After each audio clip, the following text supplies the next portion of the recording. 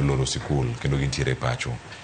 Wang' ni ka nyithindo loro e kinde ma gik mathoth timore ahinya e piny Kenya, jonyuol onego bed ni rito nyithindo gi machal nade. Jonyuol ting'o nyaka jogo man machiegni kodgi, wacho ni owetegi madongo negi mantiere kacha, aluora onego bed ni machal nade e kinde ma giloro.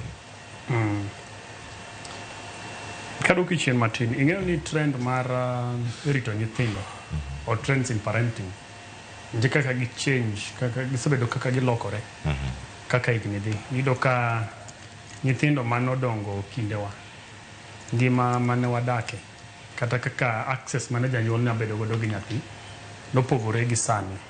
Kendo ka sani the setup mwan godo sani, iyudo ka the level of engagement ma janyuol ni godo gi nyathi iyudo ka sani comparatively odok piny.